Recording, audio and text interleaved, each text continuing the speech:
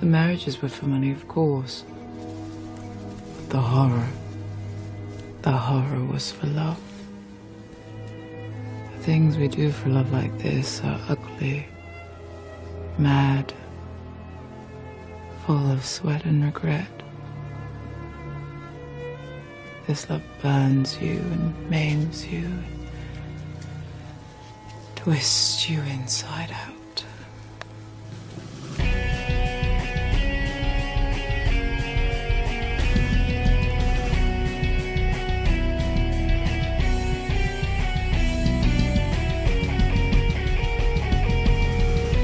Welcome to another ethereal episode of the Halloween Horror Pod, an extension of the Halloween Horror Hour.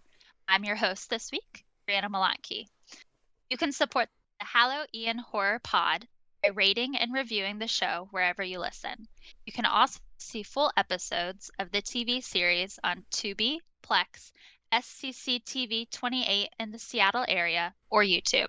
Remember to join the Patreon, where you can get bonus episodes, watch-alongs, and other perks.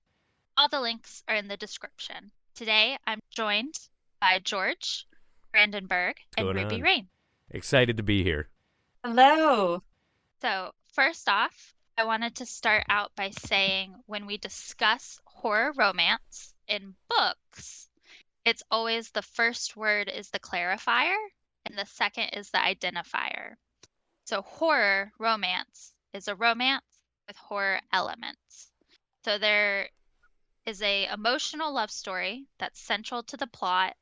There may or may not be spicy scenes. It can be closed door, it can be open door, it could just not have any. But it plays out in a horrific world or situation. So a really good example is gothic romance, and it could be a little darker or more explicitly supernatural, or violent and gory. So personally, I think horror and romance blend really well together because of the high stakes. This week myself, for sure. I would absolutely agree. So a lot of the emotions overlap. Like love and fear, you have your heart racing, you have sweaty palms. This is a topic we can talk about forever, but I wanted to ask you both. We can start with George, what's your experience with horror romance in the world of horror movies? Oh, I was going to say I've been in a lot of horrific relationships, but I think that's different. No, I'm just kidding. I do, real quick before we get rolling, I do want to shout out Jessica Chastain's incredible performance in Crimson Peak that we heard at the top of the episode, and I'd never heard of that movie before, and I love Guillermo del Toro. I don't know how I missed it.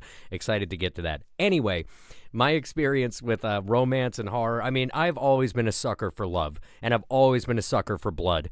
So it's a natural marriage for me, but I did not realize how many staples I was missing out on. I've known for decades now that I missed out on Dracula, but I finally saw it. You know, we'll get to all that, but I think, passion is the word at the end of the day. Violence and romance all stem around deep passion, and I think they marriage really well together. What about you, Ruby? What's your sort of experience with horror romance? Is it just a horror movie with a romantic subplot? Like, what are your thoughts?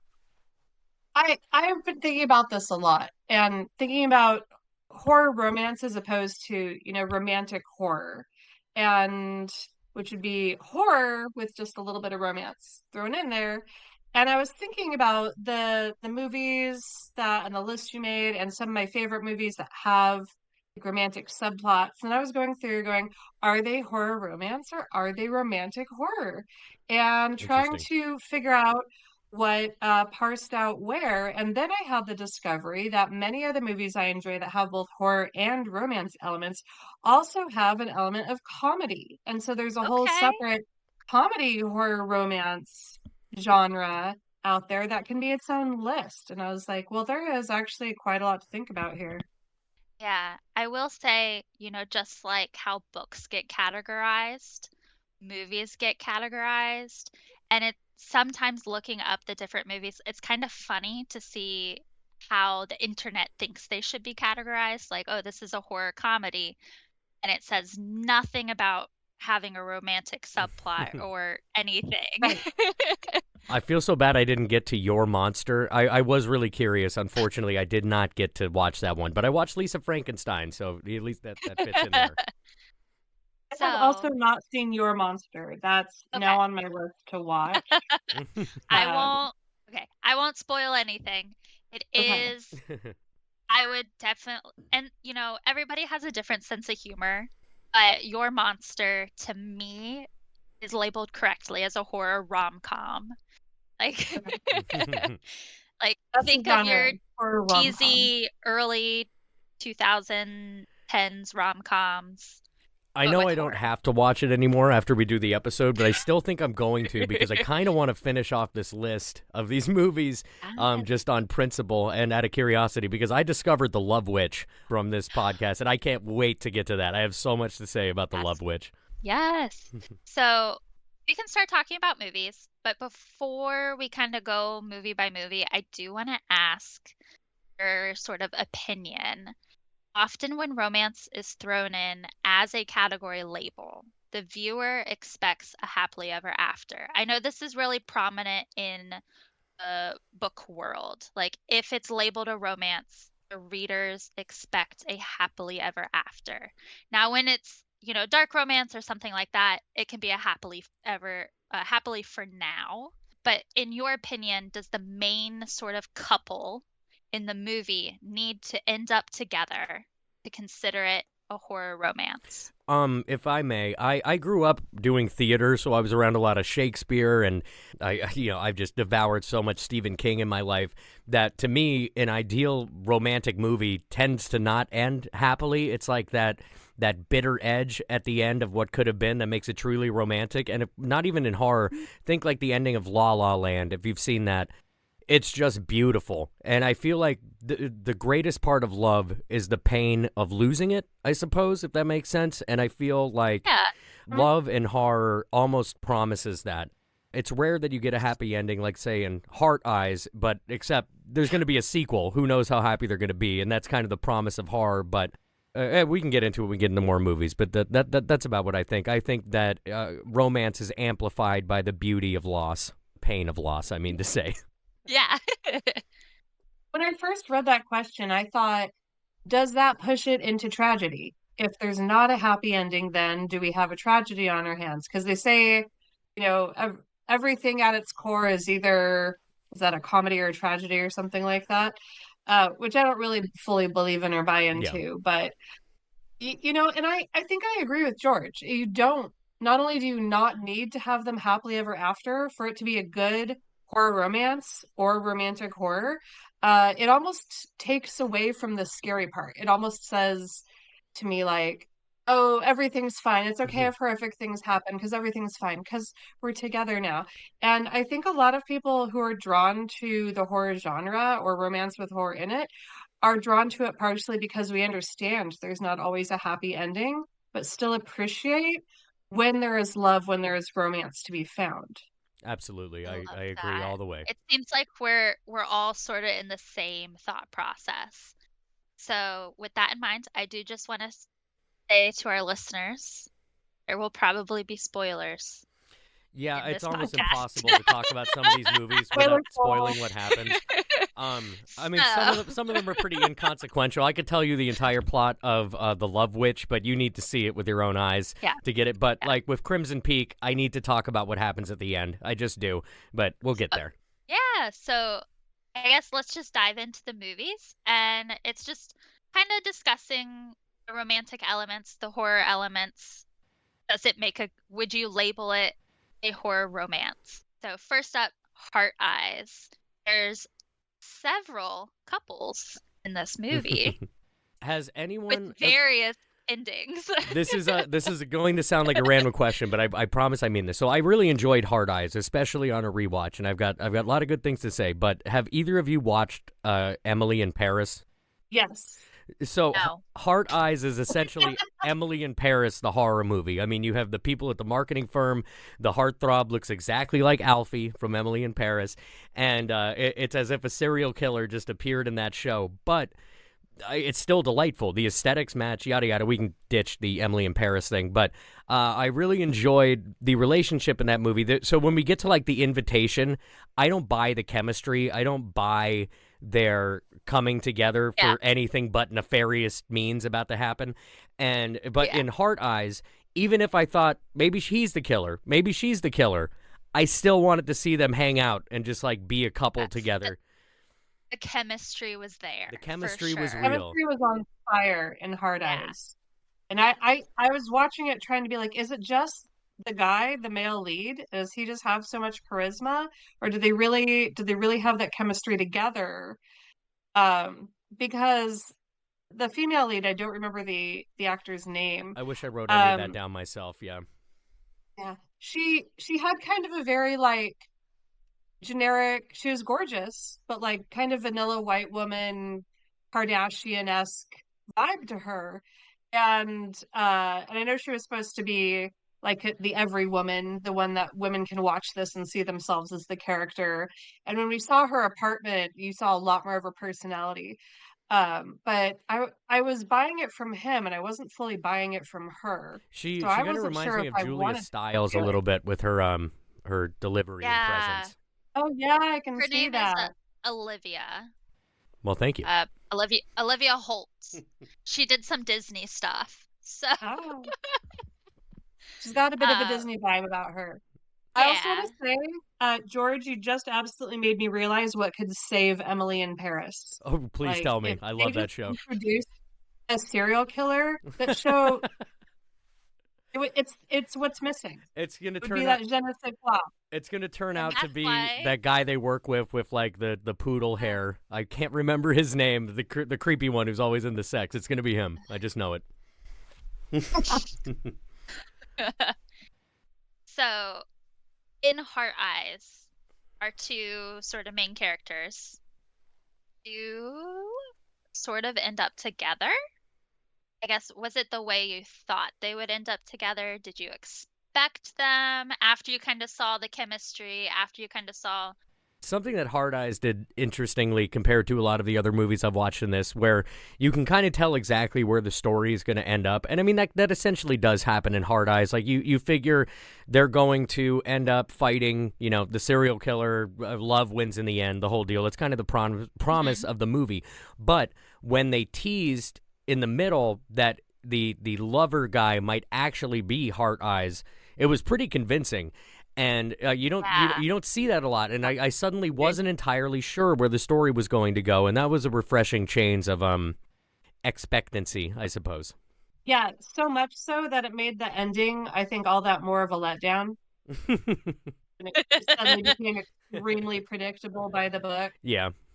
Yeah. I thought the couple at the end, the serial killer couple, I mean, I think that's fun that it's just talking about kink culture and things like that out loud, I'm sure that a lot of people would appreciate that. And I mean, they were just fine on screen, but it was fine. The thing that bugged me about it though was it vilified it, and the way horror movies have long used alternative culture as the villain. I hadn't thought about it that way. How interesting. Yeah, like many of the first like trans representation we've seen have been in horror movies as the villain. And I hadn't thought about that. They kind of did that in Hard Eyes. We're like, okay, now we're acknowledging that things like thruples exist, but they're the bad guys. Oh and man, so what a bummer. Yeah, it's always like they make such good bad guys because there's multiple of them. They can be the same serial killer. Some of the worst people I've ever known in my life killer. were heterosexuals. Some of the worst people I've ever known, and I think that's important to represent. Oh, the worst. Like, why couldn't it have been triplets? Yeah, it would just be nice to see. Yeah, and I know this has long been a topic in like gay culture. Is just seeing people represented who aren't the villains is a nice change of pace, and it almost never happens. So I thought that was a little bit of a bummer too. Yeah, so yes, representation, but it's kind of like they want to exemplify a group. They're like, I want to make a movie that has a throuple in it, but I want people to care, and I only know how to make a horror movie, so here we go. I do want to say one moment. I was making notes on some of these, and I have a really funny note for Hard Eyes besides the Emily in Paris thing, is that they almost, and I this is how I wrote this down, dick cutting blue balls. So there's a scene, or crotch cutting blue balls. There's a scene where she's having a fight with the killer on a carousel, which I thought looked great. So I should also mention, I think that Hard Eyes is a really pretty film to look at. For what it is, I think they did a great job cinematography-wise. But there's a scene where the killer goes for her with the oh my God, machete, and she opens her legs and it just misses her crotch. And like, that's a fun stunt. They get on with the fight. But then like in the next interaction in the police station, he totally gets the machete into this dude's crotch and like cuts him in half from the bottom up. Yeah. And I'm like, they didn't leave me with crotch cutting blue balls. And I wrote that in my notebook. That's a great note. The humor in that movie was spot on. I don't even know how many times I actually laughed out loud. It was fantastic. I mean, it's not something, I'd send off, to the Academy, but legitimately right now, if my partner said, you want to watch Hard Eyes? I'd say yes. It's very watchable. Yeah. So let's keep going through our list unless either of you have something final to say about Hard Eyes. I think I said enough weird, gross stuff about Hard Eyes. I think I'm good. Okay. So kind of similar with like beautiful cinematography, Lisa Frankenstein.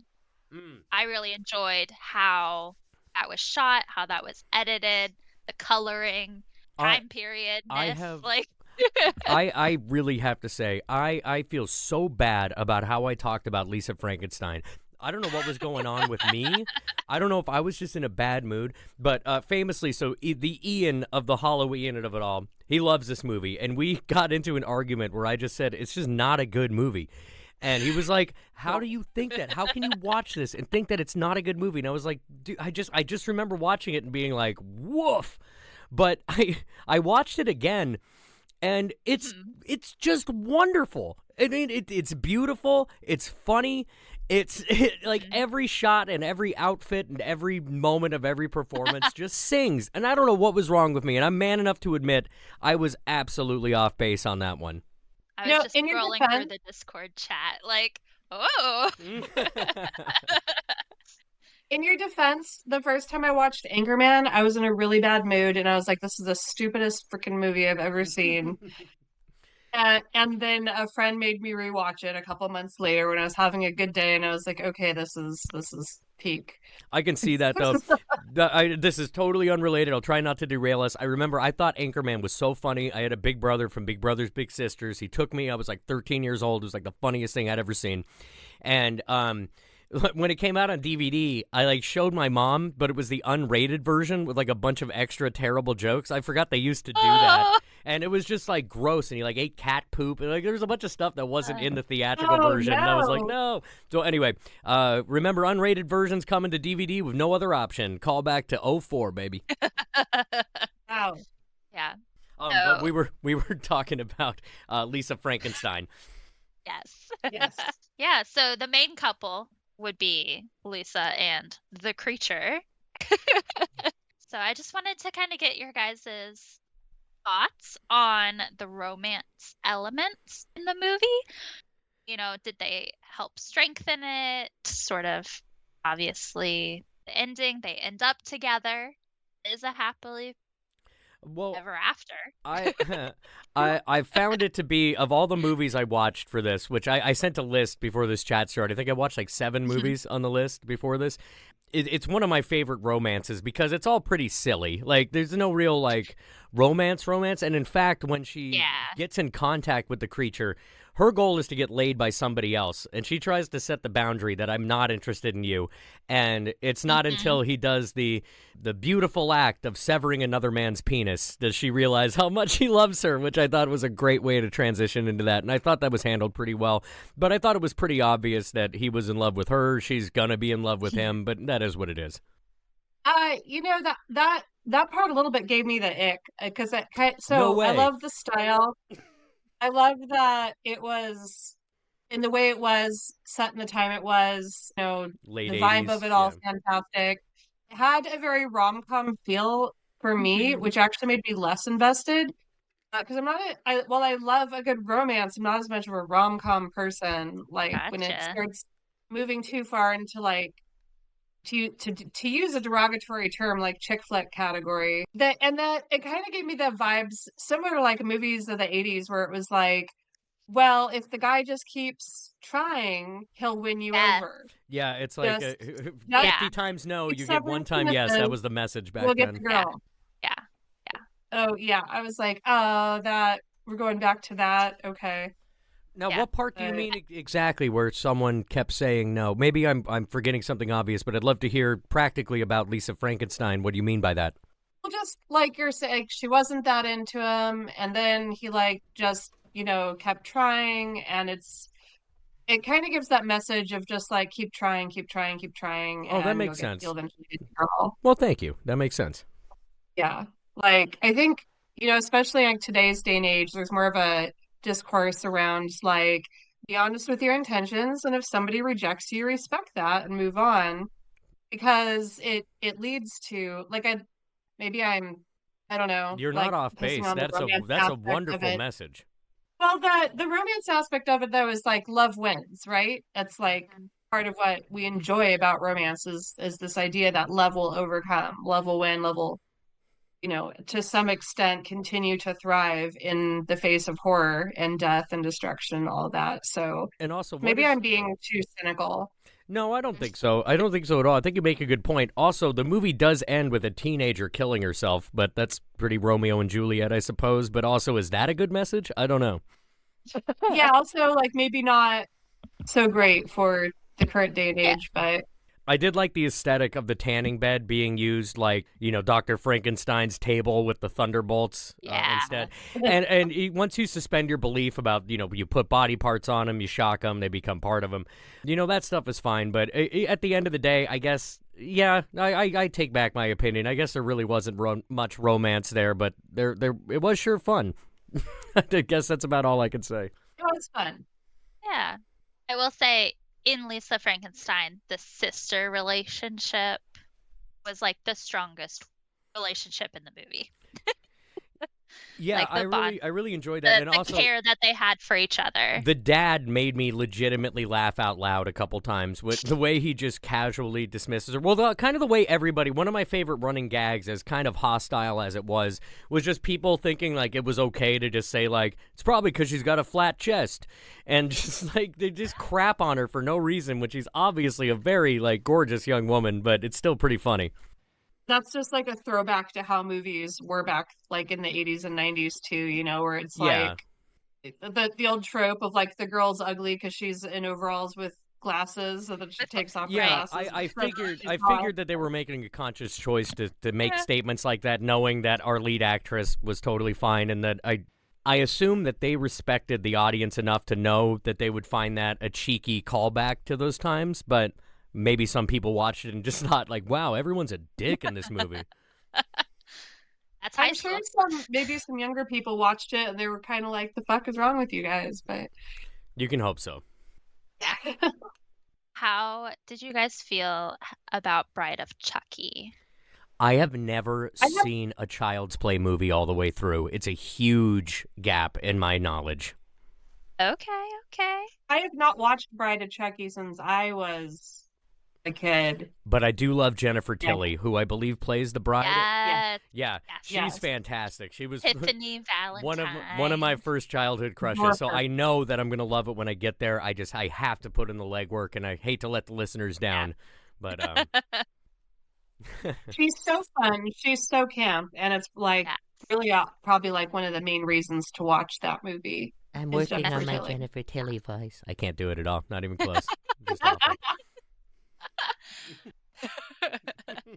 Well, we can move on. As far as Salem's Lot, I know, George, you said you've read the book. Yes, I've read the book and believe last winter. So it's pretty Okay. fresh. I don't remember the characters' names or details. You had to remind me. Her name Yeah. was Susan, but yeah. Yeah. So, as far as like the horror elements, the romance elements in the book, what are Okay. your So would you even consider their romantic elements. I never personally thought of Salem's Lot as a romance. There is a romantic element that kind of leads to a big bummer in the end. It's sort of just set up to be a heartbreaker at an important pivotal moment. But in general, I think the atmosphere that King was able to paint, in his writing of that, it's almost maybe the most quintessential example of what people think of when they think, Stephen King, small town, Maine. It's all sort of mainlined into Salem's Lot.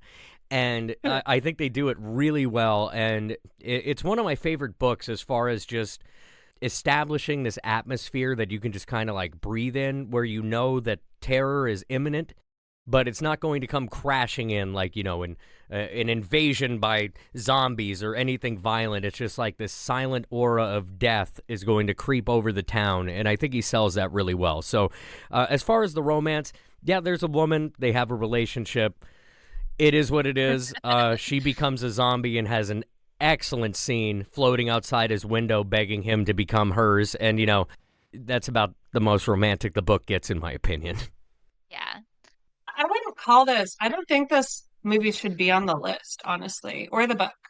I've read the book and I watched the movie that came out recently, and I loved the movie version because of the positive changes it made to the female characters, but it did lose a lot of the romance that was in the book. Okay. But I also felt that in the book, Susan was like a very typical representation of women written by male authors back in the 70s. Susan was pretty much nothing. That's why I say she was there, he was there. There's really nothing to her to make her stand out. Not like the Sadie in 11/22/63 by Stephen King. That is a great romance that he wrote, in my opinion. He really came a long way in writing female characters over the last 40 years. Yeah, I just finished Dr. Sleep, and I love Abra and Rose in that one. I think he got called out enough in the 90s where he was like, all right, I gotta buckle down and figure out women are people too, like something, because there was a sharp turn in his They are? I'm sorry. They are. Like George R. R. Martin said, I've always considered women to be people. I think. Is that something he said? Is that real? Yeah. Well, it was a joke. Somebody was asking him, like, how do you write women characters so well? And he kind of laughed. It was like, I've always considered women to be people. I'm so glad to hear that was a sarcastic thing he said and not like a revelation he had in public. That's so funny. Yeah. And I might be butchering the quote exactly, but that was the gist of it. And yeah, but I don't have anything. I know Stephen King gets hated a lot for the way he's written female characters, and I don't. He wrote at a time when that was like the standard of writing, and publishing was a lot more male-centric, male-focused. There are a lot more male readers, and then times change, and I have to give him props for changing with the times, for growing and becoming better at writing women characters. Well, to give Stephen King some credit as far as writing women characters, his first commercial success was Carrie, which I still think is a fantastic book. And then Misery after that, there's no character like Annie in Misery. So I think he might be a bit unfairly maligned, but things like Salem's Lot don't help his case, in my opinion. Yeah. I can't remember who added this to the list, but I never saw it and I was like, huh, interesting. It's probably now. I'm going to take this opportunity to shout out my lovely partner Rainey. This is our 10th anniversary together, and I'd be remiss if I didn't mention what a fan of the show she was and how much she contributes. And she was wondering if, as far as maybe random additions, if Creature from the Black Lagoon would be worth mentioning. Oh yeah. Yes, absolutely. Yeah. I had some other additions too that I thought of, but I was like, I'd love to hear them if you have them on, top of mind. Yes. So, as far as like the horror rom-com genre, I was surprised to see that like Little Shop of Horrors wasn't on here. That's a good point. Just to like interrupt, everybody in the chat started adding movies. These were the first ones. And it kept getting longer, so I stopped. Never contributed. I just waited to see the spreadsheet, and then I did my homework from there. I was like, I'm calling it. It's gonna take forever. We're probably not even gonna touch all the ones that are in the list. Well, we can at least, we'll I mention them and be Little like, Shop of nope, I Horrors haven't seen it. is so good. A dash of love makes the horror more horror-y. Suddenly Seymour. There's so many that have that like horror, that romance element in a horror. The others I was going to mention for horror rom-com, Fido and Warm Bodies. Oh, Fido, is Warm that the one? Bodies. Is that the one about the guy who's a zombie who gets kept like a pet or something?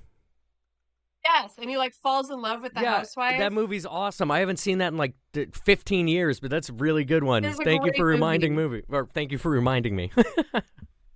I think we're gonna need to have a part 2 of this. Well, okay. Everyone will have their homework. All right. We'll reconvene horror with rom-com new episode. movies. We were talking Salem's Lot. We roasted old Stephen King a little bit. It's a fine story. The ending's a disappointment. Classic King. Book's great. It's fine. Yeah. Going on to one of my favorite couples, Addams Family. Oh, classic. Oh, Now, yeah. is this also horror rom-com? That's a good question. To me, it's funny. There's plenty of, while it is sort of like a family movie, right? This goes back to it's a horrific world, right? The way the Addams Family lives. I'll say too, more so than, so everybody loves Morticia and Gomez, classic, iconic. In Addams Family Values, when Uncle Fester, got a wife, and she's like this hot little, like, gold digging tramp. I hurt for him. I remember watching that, and like feeling bad because he loved her so much. He was so clearly wanted his own Morticia, and she, and it was hilarious the way the dynamic played out, where she was, then trying to kill him, and he was like, "Yes, I have my Morticia." Yeah. She's trying to kill me. I saw I all really of those wanted- so long ago. I'm loving hearing your description. I really don't have. The last thing I saw was Wednesday, and that's all that's coming to my mind. Another side romance in Addams Family is Margaret and Cousin It, which I think is such a funny, even if they don't showcase like Morticia and Gomez as a couple, super strong, all of that. The little bits and pieces you get of Margaret interacting with Cousin It, and then like every time they're on the screen together, it gets more progressive. And then like at the end, They like get married, don't they? yeah, and Yeah. I think in the next movie they have a baby together. Like it's just one of those. It was like, what is happening? But okay, different relationship. And I love the message of like, when you find your person, maybe they don't look like you thought they would, but then when you know. I do want to shout out the actor who plays Thing on Wednesday, by the way, just while I have the opportunity to. And I'm going to give a real shot at this name, Victor Dorobantu. I think I nailed that.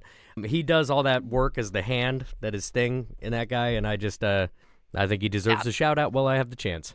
A whole different type of acting, for sure. Yeah, it's so I grew up doing theater, and I legitimately took clown classes, and mime classes, and it's exactly the kind of stuff you'd learn if you continue down the road of those. I'm sure. I did theater in high school, but that was it. But that would be, that he's certainly got a talent. Yeah, absolutely. I'm glad I could just grind this conversation to a screeching halt. Boy, I'm great at that. Good job. Thanks. Good job. I had a couple others too that were like on my list that didn't make it onto the list. Yeah. So I wasn't sure if this is horror-y enough. Odd Thomas, Dean Koontz-Beck movie. I'm not familiar. Yeah. Okay, I think it's more romance than anything, and it's a guy who sees dead people, and they're always talking to him, and he's just like, "Shut up and let me live my life as a fry cook." So I the say dead that people every are trying day. to tell him. something bad's happening, and then he's like rushing to stop it, and he has this girlfriend named Stormy. And I remember reading the book and being really taken in by the romance and just being like, this was an absolutely adorable book in a world of where a guy is constantly seeing dead people. I know it was supposed to be like horror, but it was more romance than horror to me. So I would classify it as horror romance. Okay. There's the classic The Crow, which, One of my favorites. yeah, I don't think anyone can argue with me with that I've one. not seen the remake, but I feel like I'm good. But yes, The Crow. Yeah, I haven't seen the remake either. me neither. Why would I? Why? Right? I love the Skarsgårds, but I'm good. They nailed it the first time. Why Yeah. did they remake that? Feels like a chore. That's so good. And then I had some so one that was unexpected to me was the romance in 28 Days Later. Oh, that's a good one. That's a great call. Yeah, because you weren't expecting there to be any romance at all. It was very much like a case of two surviving humans, taking solace in each other, finding their humanity by falling for each other, and that helped them survive, gave them reason to survive. And so there was kind of a beauty to it in that way. No, I And agree completely. I think that I mean pretty much everything you said. You don't expect it to be going in that direction, which I think is another important thing to have like a surprise romance. I love a good surprise when you don't see something coming like that, and I think 28 Days Later did that really well. I appreciate you bringing it up. it's more romantic horror than horror romance. But when you're watching a horror movie and you're not expecting the love element to come in, and then suddenly it's there, and then you're rooting for them that much harder because they found love amidst the insanity, that's to me like the sweet spot of now you're like, I love this movie. I have a good point about a way a movie can undo what's earned there, but we'll get to that when we talk about Crimson Peak. I mean, we can talk about Crimson Peak. That's a good segue. Yeah, let's talk about Crimson Peak. Talk about Crimson Peak. Let's do it, man. First off, Do this. one of my favorite costume. So stunning. That has nothing to Really do with stunning. it as a horror romance. Okay, But I mean, The costuming is stunning, and I think it really helps with the storytelling. I agree, and I think regardless of how you feel at the end of the day about the story, pretty much the story, I think it's pretty undeniable that this is a gorgeous movie. Yeah. Yes. And the actors, with unfortunately to say what they're given, do an incredible job. Yeah, it's like every shot and every outfit and pose in every room that they're all in, it all just looks amazing. Absolutely. And that's what Guillermo does, though. Oh, yeah. He makes the most stunning visual art that you will see on screen. Oh, we And should that's why we all run to his movies. absolutely. I was going to say we should have talked about Shape of Water, but then I remembered it's not horror the second I opened my mouth.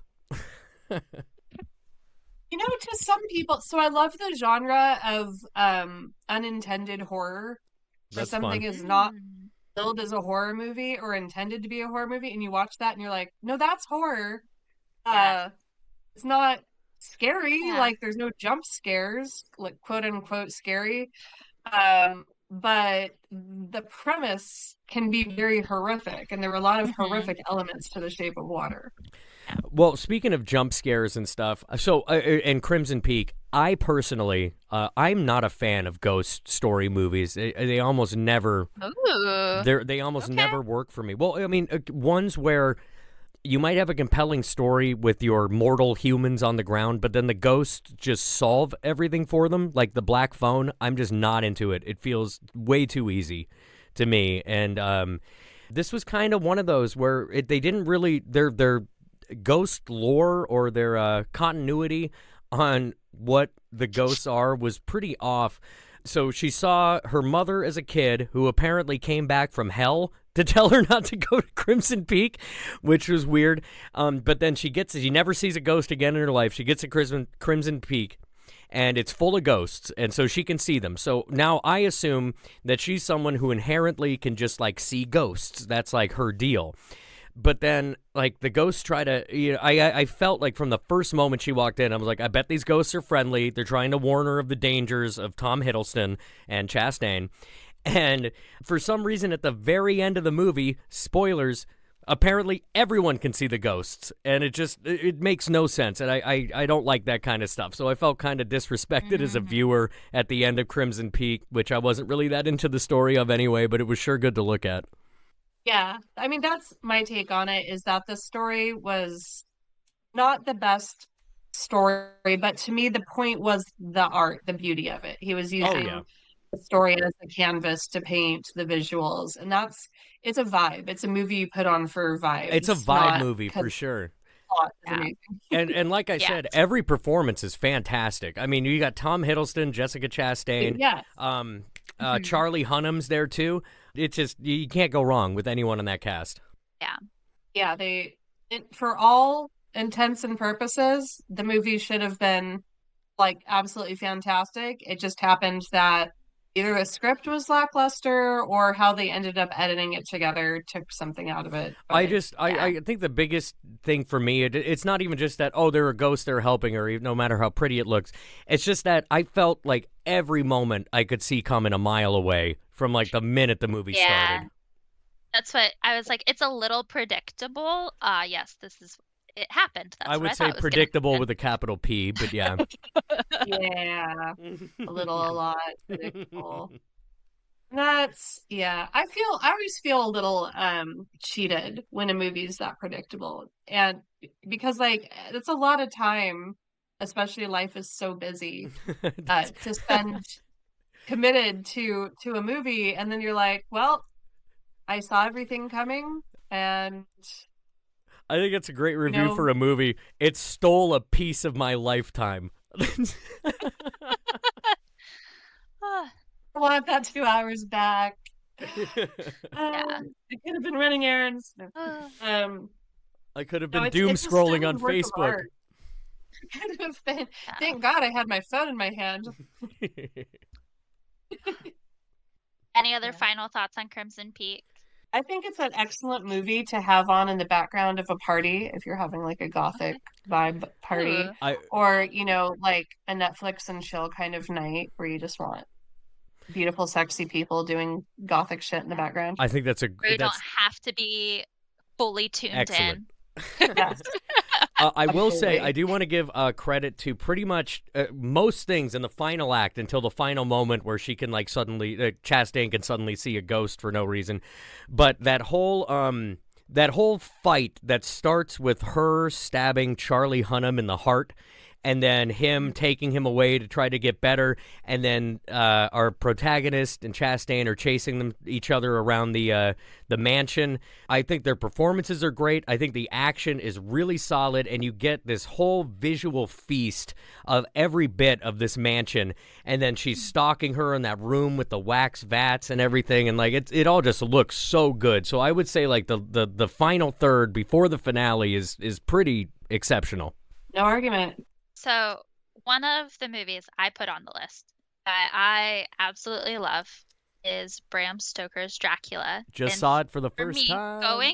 Going into this, for me, it's completely separate than the book. Like, I don't really compare 100%. The two. I'm like, this is its own entity. This is its own story. It shoves the relationships more to the forefront than the book necessarily does. Mm-hmm. And I love everything about this movie. It's like a 90s fever dream. And yeah. So I wanted to kind of get your guys' thoughts. But yeah, absolutely stunning. Again, beautiful movie. Fever dream. Love the romance. So many relationships in this movie. Yes. We also get a little bit of bestiality. So I do want to return to the bestiality, which is a sentence I say not very often. Yay, practical effects. Yeah, no, I was going to say, so I have not actually ever read the book. I did a play in school, based on it, but I didn't take that to be, the story of Bram Stoker's Dracula in the slightest. But I always knew the movie and the book were both blind spots for me that I've always meant to correct, and I'm so happy I got the movie down. But I totally can see how there is no way that movie was in a book. Like when I saw it, I was like, this is a fun movie, but there's no way that book is pretty much just softcore porn like the movie was. But fine enough film. Fine enough, yeah. I love how over the top it is. Oh, I yeah. love Yeah. Lucy Like you said, a in this 1990s movie. fever dream. It's all there. Yes, Yeah. you have the wild layering of the film with the practical effects. I don't know if you guys have ever watched the like behind the scenes how it's made. But as far as romantic relationships, right? We have Mina and Harker. We have Mina and Dracula. We have Lucy with Lucy. our lovely trio of men. Dr. Jack Stewart. We have our American Quincy Morris, our cowboy, and her actual fiance that she ends up with, author Arthur Holmwood. And even when she's sick, the other men are still by her side. They're like, yeah, cool, you have a fiance, we're still here. I guess I You didn't. know. I guess I didn't really pick up on all of those being relationships. Every one of So those. she was like stringing them along. She hadn't picked who she was going to Yeah, a real agree Scarlett to O'Hara. engagement with. And then, you also get Mina and Lucy are very close in the movie. Mhm. And so I know like there's that element of relationship. It was just delightful seeing Winona Ryder again. I hadn't seen her in something. Well, of course, Stranger Things, but the '90s Winona Ryder. So that was a lot of fun. She was just at like, I don't know if she was the perfect choice in casting for that movie, but that's not the point. I'm not sure most of the cast was. Right. And so the casting was all over the place, but she's so gorgeous in that movie. is. Like, she's so perfectly dainty and frail in like a perfect vampire victim way that you just swoon over her. I was like, this is before the shoplifting, or at least when everyone knew about it. Aw. Yeah. Yeah. Yeah. No, she was she was a stunner. I like to, when I think about Dracula, and so I've had a pet peeve for like a long time that we've made vampires too sexy. Yeah, This is like- I hear what you're saying. We have talked about this. Yeah, I hear what you're saying, though. It peaked with Twilight, and it's like, all right, everybody needs to calm down. With this, I want vampires to be scary again. If I ever write vampires, I want them to be scary vampires. If I'm writing dark romance and there's vampires in there, vampires are not the love interest. They will actually be something to be feared and disgusted by. And but I do love Dracula for the style, for the romance, the whole I've crossed centuries to find you thing. It's absolutely, you're like, Oceans of Time. So Oceans of Time, yes. I saw Robert Eggers' Nosferatu before I saw Bram Stoker's Dracula, and I didn't realize they were basically trying to tell the same story. I had no idea. I much preferred Dracula, if I'll be honest. I think that was a much more me enjoyable too. movie. Yeah, it was. I kept hearing about women swooning over Nosferatu, and I was just like, I feel like they did good making the vampires scary and gross and creepy, but I don't understand like the female gooning for this. I got it over Jacob Elordi's Frankenstein. Did not get it over Nosferatu. Yeah, am I out of touch? No, but we have a friend who that I grew up with. Even though I hadn't seen it, he like famously had like this huge crush on Lucy from the Dracula movie. And watching it, I was like, me and my partner Rainey, we were both like, I bet it's that scene with the beast. Like, I bet that was it. I mean, what else are you getting? That kind of your kink representation is all over the Dracula movie. I mean, you got the blood, you got the foursomes, you've got the bestiality. It's all really there's no way that's a book. For real. The book Yeah. insinuated a lot of stuff. Like the book insinuated a lot of stuff. But Oh, the book for was sure. written at a time when you couldn't go into that much detail, so people were just using their imaginations left and right to spice it Well, up. yeah, but I have a feeling that the objective of the book wasn't to horn everyone up. I mean, it was. I think at the time it was written pretty suggestive book. Oh, okay. Well, Like I you don't. remember I back need to then. read it. I really do. I think it's yeah, and I don't want to get it wrong, but I feel like, and I might be thinking of like not a spin-off, but you know how a rewrite. But in the book, I insinuated different relationships, so Yeah. it's sort of like more queer That's than cool. people realize. I like that. I'm always all for progression in any form. You had to write in code back then. Like Yeah. Oh, yeah, that's a good way to couldn't put it. come out and say it. And so I think I remember reading that the time it was written, it was a pretty spicy book. Yeah. But especially for, Europe. Yes, it Um, was homoerotic subtext with themes Yeah. of forbidden desire. That's what yeah. Well said. But I was gonna say, like an interesting on the page of vampires need to be less sexy, an interesting what like alternative, the other side of the coin from Dracula would be the romance in Let the Right One In, where it's really Oh, messed up and you have a yeah. child, female child, she's seducing these boys into like doing her bidding, and she's focusing on finding people who like feel lonely and isolated, and so the person feels love and you want them to be loved, and then they just kind of end up doing her bidding, You so it's kind of it focuses on the vampire being more of the monster rather than being Yeah.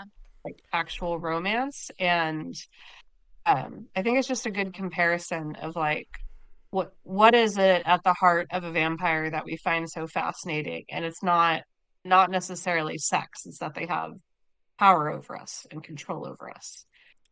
you just reminded me that I've been meaning to see Let the Right One In for almost 20 years now, and I still have not gotten to it. I Gotta need to watch write that it movie. down. Oh, I did. I took a screenshot.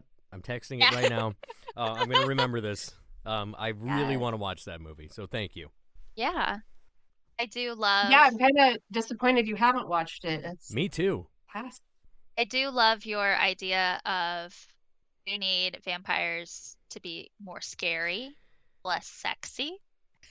I want to see the story of a vampire that's like, think of like some chubby, his beer guts coming out, construction worker type, and just like he doesn't really have any ambitions of power, but he still has lived for like 5,000 years at this Well, point, and he's just like That's what I getting love by. about What We Do in the Shadows. Oh, it's so Yes, good. I was about to So say good. that. So good. I'm That's glad so we're good. talking about this. Taika Totally Waititi, average incredible. vampires, right? Like they're run-of-your-mill people. Oh, and then in the movie, you got Jermaine Clements. He's like the perfect average vampire. He's so funny. Yes. Yes. And I love that the vampires get old and like fall apart basically. Yeah. Keep Yeah. decaying, but they're still Yeah, alive. the and guy they everyone's keep in trying their to fix attic their or life. whatever. Yeah. Yeah. They're not sexy. They're conscious dust at and that point. Also, the representation of energy vampires through Colin Robinson. Come on. Come on. Too good. Absolutely. We've a all worked delight. with that person. Like that guy that you keep obviously like you physically trying to leave the room and they keep wanting to talk and you keep giving every physical sign that you're trying to leave. That's your Colin Robinson. That's your energy vampire. It's real, folks. Yeah. Yeah, so much. So much. When back on the romance topic, there was an episode where he found a female energy vampire. Yes, and I was remember rooting that. for them. I I was rooting for them. But yeah. Yeah, no, that was a great episode. I love the Colin Robin episodes. I just love that show. So, going off of that, another vampire movie that we had on our list was The Invitation, the 2022 version. Now, Ruby and I actually watched this one together Oh, wow. I watched it for the Uh, first time while cleaning my kitchen a couple days ago. a couple months ago. Yeah. Right? I think it was Yeah. a couple months ago. Remember? And I put Yeah. it on here because when we watched it, I was like, this is so predictable relationship-wise. Oh my God, I It's can't so wait to talk about silly it. I to can't wait watch. to talk about it. I mean, So, Talk about it. can I? yeah, Yes. Yeah, if you don't mind, let me just. I need this. I've been thinking about talking to you guys about The Invitation for like a whole week. So there is no chemistry there at all, and the guy might as well have said, "Would you like to join me at my family's manor so that we may inflict nefarious deeds upon you?" Like that was pretty much everything that happened there, and I was like, "Okay, yep." And they're gonna do so. It's like, "Come over here. I'm not gonna drop from the ceiling and vampire bite you or anything. I promise." And but what I will say, I did enjoy. First off, her dress, that rose thing. My God, that was an incredible costume. And Absolutely. I really enjoyed the entire. It turned into John Wick, but with vampires at the end for whatever reason. And I really enjoyed the vampire fight. As silly as it was, I thought like whoever was choreographing and filming it did a really good job. Because I'm a huge action guy. I love stunt work and I love stuff that does it well. And nothing in this whole world gets me more excited than a good fight scene.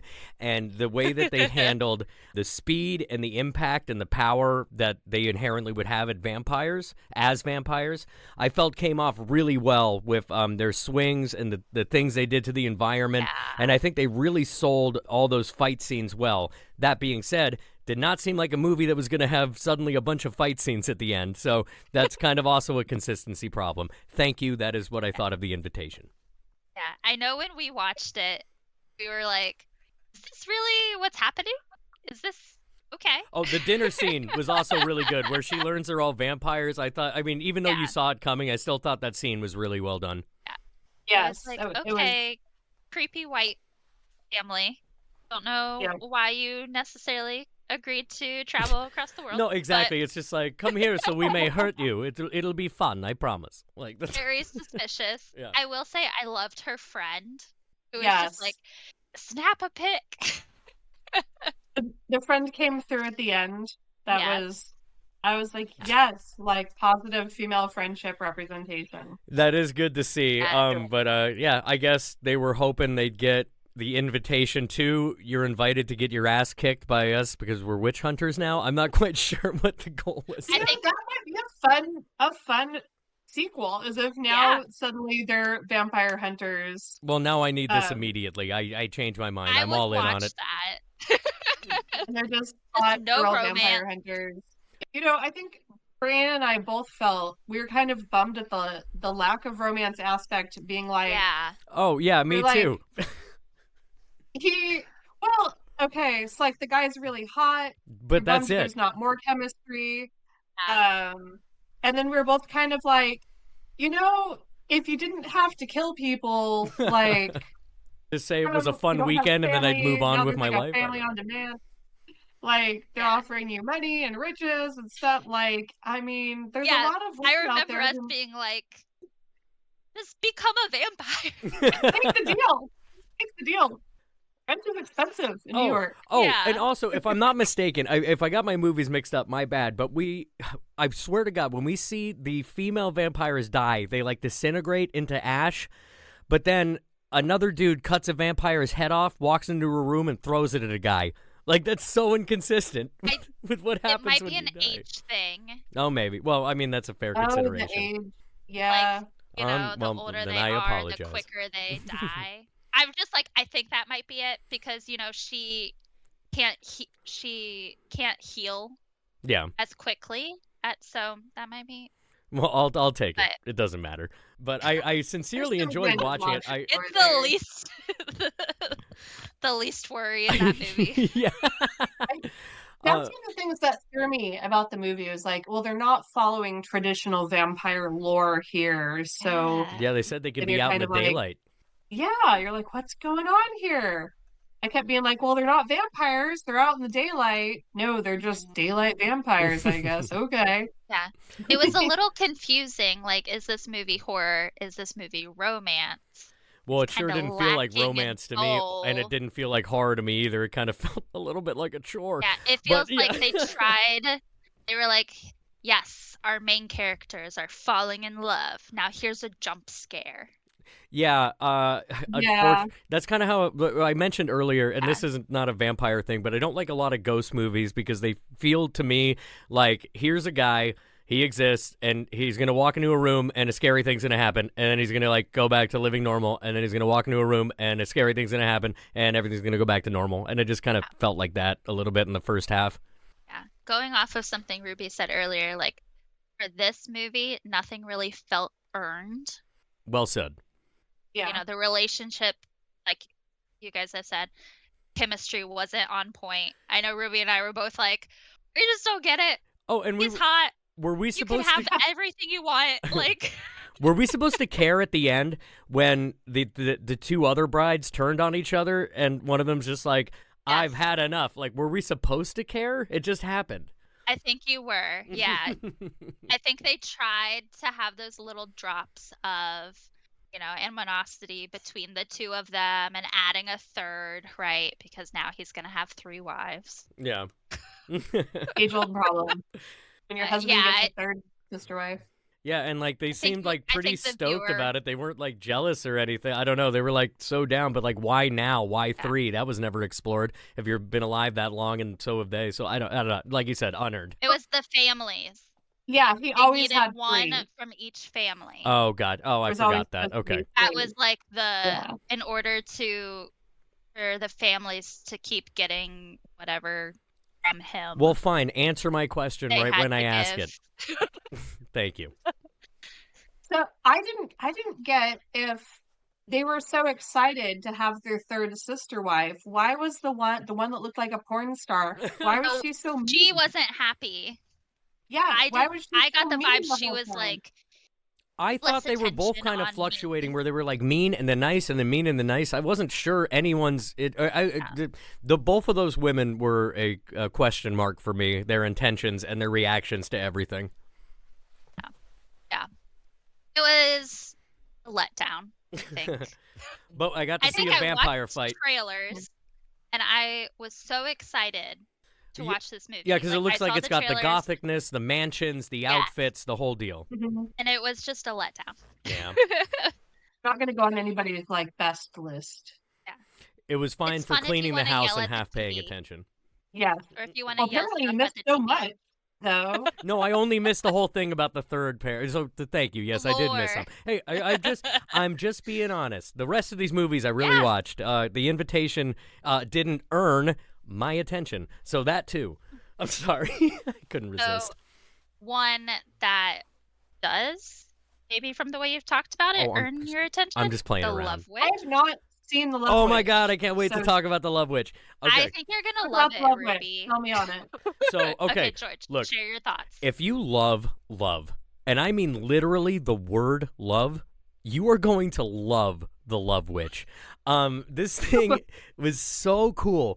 I admittedly has some pacing issues. It's not entirely consistent, but I started watching it. I was trying to get through as many titles on our list as I could, and I saw that the Love Witch was on Peacock, which we have, and I was like, okay, I'll check that out. And immediately from the thumbnail, I was like, what year was this from? Because it looks like it's straight out of Yes. the late 60s, early 70s, and Yep. I looked it up. It's 2016, and from the very first shot of the Love Witch, I was like, "Oh man, that's cool," because it looks like a Technicolor version of like I Dream of Jeannie. But it's like this woman in a sports car, and she's smoking, and she's got this cool monologue, and it just the coloring and the way it was shot was so cool. And I got up to the point where she goes with that first guy, the bearded Professor Wayne, to the cabin, and he starts losing his mind as she's like sitting there on the couch smoking, and she's like, "What a pussy, what a baby." And like I was like, okay, I gotta stop. I gotta watch this with my partner because this is just too cool. I can't watch this alone anymore. And we had a movie morning with it. Loved it. It was super weird. I've never seen anything like it. Thank you for listening to my diatribe about The Love Witch. It's really something to see. It is wild. We will watch this together, Ruby. I think you will really like it. Because Okay. it plays on those 1960s horror and Technicolor films, but it also brings in more contemporary gender roles. And so to me, you know how a lot of horror movies, there's like the final girl and like the if you had sex, you're gonna die. Yeah. Burn the witch. Like for me, Elaine is like a very strong female lead. And like yes, she wants this love, but like she wants a very particular kind. And so like when the one guy is way too clingy and overly emotional. Oh, I think maybe we should say that she's this woman who's a witch, and they get into all kinds of witchcraft things. You can see that when you watch it. But essentially, her power is like a love potion kind of esque power, where she can Yeah. kind of strip men of their baser selves in her presence, and they show exactly who they are underneath. And that's kind of her deal. Is she's looking for the ideal man that, when essentially stripped from everything he is the kind of man that she would want, and it's a lot of disappointments on the way. So that's what she means about this guy who becomes too clingy, etc. Yeah. Thank you. You know, I can relate to that. Yeah. Yeah. And it's like, for me, I thought I appreciated the ending. I felt like I didn't necessarily expect it. And for me, it was really enjoyable. Like you're getting to watch her try and find love along the way. And when she does, I didn't see it as her it's trying to not find the way. Well, like she's a love witch, so she. I see that, but I think her perception of love is what the rest of us would see as essentially rape, honestly. Yeah. Oh, is she using a spell to entrance them before she has sex with them? Yes. Okay. Yeah, Yeah. I think that Yeah. would classify Yeah. as rape. But I think that she truly believes that she's on a quest for love. I don't think she sees it that Yeah. way. So there's no inherent maliceness towards our main character, Elaine, who I have to say real quick, was just played phenomenally by Samantha Robinson. She is undeniable in every shot of every scene she's in.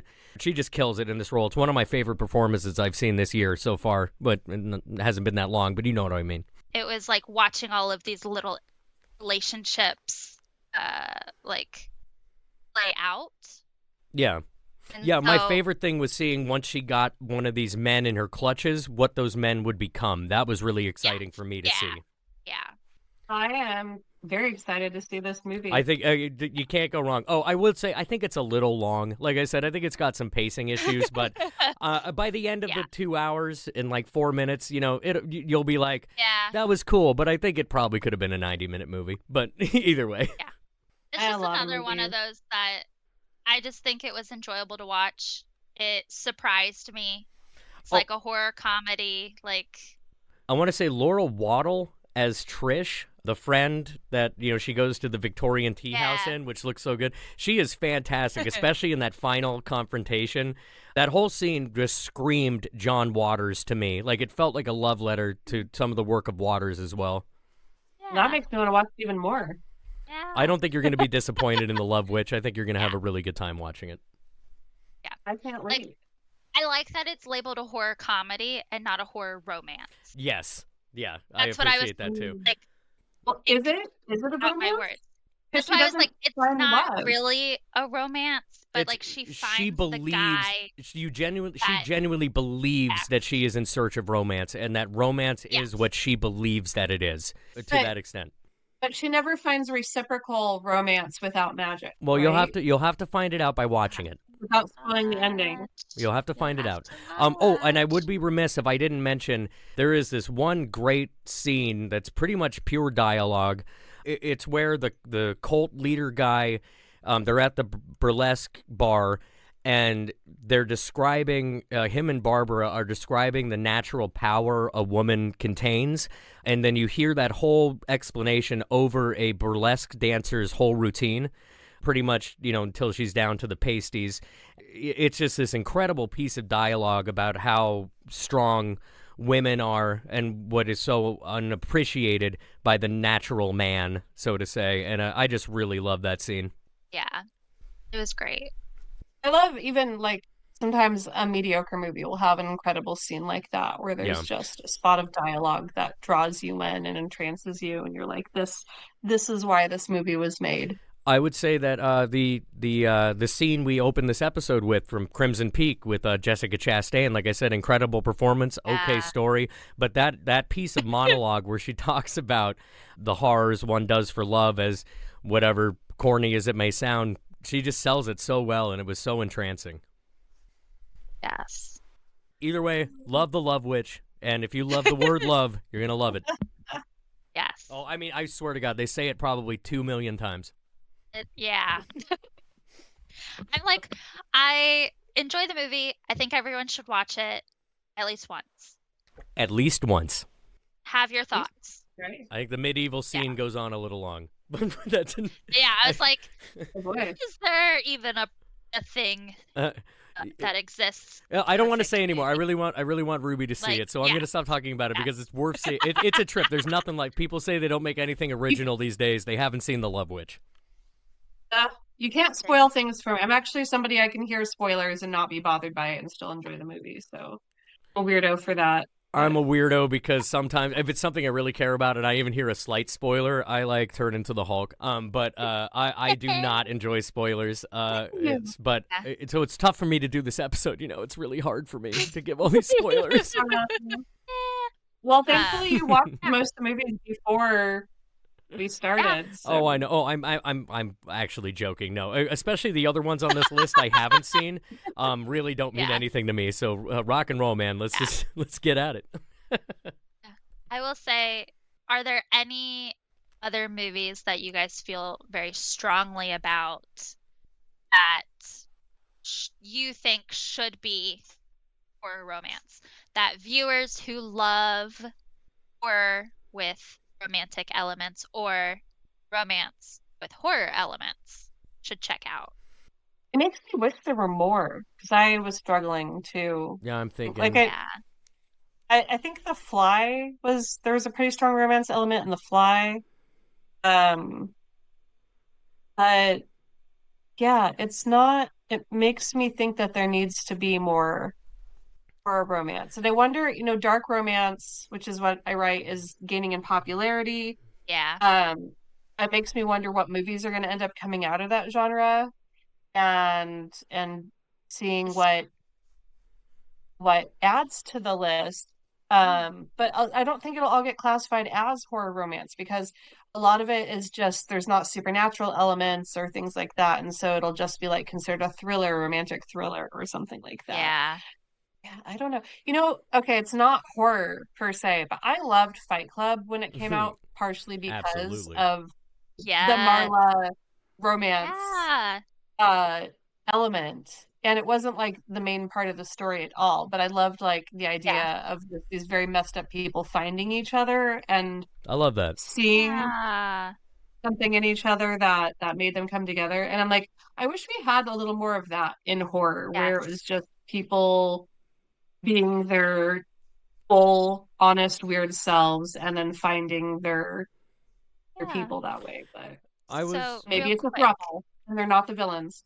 Yeah, I was real quick, since you are a dark romance author, having to sort of dive into this, create lists.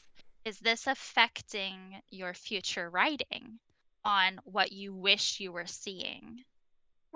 It possibly will. So my main project right now is about a witch. It's not a love witch. But the premise is kind of that she gets paid to cast a curse. She does that for like extra money, does kind of bad magic, and then something goes wrong, and then she ends up kind of bound to the guy that she cast a curse on. And so shenanigans ensue. And there's some dark elements there. But then a separate project I'd had, which I think actually fits more into, I don't know if it's more horror romance or romantic horror, and it's something I'm still outlining. I haven't really began writing on it yet, is the idea of this woman that a demon becomes obsessed with and starts following through time. And so in that story, there is you're always reincarnated. And so basically all of her reincarnations, she's trying to live a normal life, and then this demon shows up and starts possessing her love interests and making life absolute hell. And it's very much like an obsession theme, and focusing on like the toxicity of how we romanticize what's actually like very kind of messed up abusive behavior, because those are things that I think can go into dark romance, but also you will frequently see in horror, romantic horror, or horror romance, which I think is part of why Heart Eyes was so refreshing, was because they didn't have a toxic relationship. She was Yeah. kind That of was the bitter. first one I thought of when you said that. Yeah. Yeah, they were she was a little bitter, but they ended up having a fairly earnest, like Yeah. real love. And It was probably my favorite know- relationship of all the movies I binged for this, but it Mm. also might be because it reminded me of Emily in Paris, and I just love that show. well, maybe we need more of that, though. Maybe we need more of that Hard Eyes kind of energy of real Yeah. love Yeah. existing in a horrific world. I love Okay. that. And I wanted to say, I can't, I'm blanking, and I should have thought of that question before we did this episode. I feel silly that I didn't, about other examples. But one that came to me that's horror, but also with a lot of love at the end of it, with the message, is The Orphanage from 2007. Are you guys familiar? Oh, yeah. Yeah, Yeah. that's a beautiful film. I mean, it's a tearjerker, but I mean that thing's got heart for days. So that's the first thing I thought of, just with love and horror. So The Orphanage, 2007. Thumbs up. Love it. Well, I definitely think we need a part 2, whether we just talk about horror comedies or I have we legitimately had expand. like the most fun week this week prepping for this episode. I saw so many fun movies that I might have never seen before, and I finally got around to watching Dracula for the first time. so I couldn't- happy. Oh, thank you. And I never, ever would have heard of The Love Witch before, which, my goodness, thank you for that. And I would love to come back and do this again for any movies we can scrape, even if it's from the bottom of a barrel. I'm down for it. I I love say it. we need a horror rom-com episode, and it sounds like we might need a whole episode where I'm literally just breaking down The Love Witch and everything I thought. So, as we're sort of wrapping up, just wanted to kind of say thank you guys for being here. I know you watched some new stuff. You got to bring your thoughts and suggestions to the show. So, Ruby, where can our listeners find you? You can find me online in a couple different places at Ruby Rains Writes. And I also have an Amazon author page where I will be putting up my Witch series for pre-order pretty soon. And it's definitely more heavy on the romance, less heavy on the horror, although I do love me some horror. But there will be horror elements in it for sure. So how about you, George? What do you have going on? What's coming up? Where can people find you? All of that good stuff. Well, they can find me here on the podcast. They can see me on the TV show, The Halloween Horror Hour, where I play Discount Dracula, which you can see on Tubi, Roku, Plex, etc. Nailed it. Smooth as ice, right? Other than that, I read audiobooks. You can find my work on Audible. If you're a big fan of horror, I personally recommend checking out Writhe by Erica Summers and H.M. Wool. Maybe the best thing I've ever done. There's also Freak on a Moped, which is a whole ton of fun. So if you check it out, thank you. Ooh, that sounds fun. Love it. I will say Discount Dracula is one of my favorite segments on Halloween Horror Hour. You don't say so, huh? Pretty hilarious.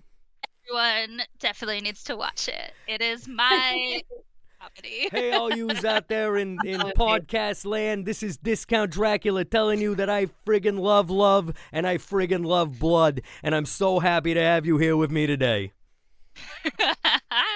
Love it. So thank you guys again for coming. Just wanted to say that again, I'm Brianna Malaki, your host for this special horror romance episode, and I am both a horror and a romance author. So I have several horror poetry collections out, as well as some paranormal romance books. My latest one is Hexes and Fangs, and it is a witch and vampire book. So very, very fun. And you can find me as my name, Brianna Malaki, on Instagram, my website, all of that good stuff. Well, this was a lot of fun, guys. Thank you all for listening to the Halloween Horror Pod. It's been great having you this week.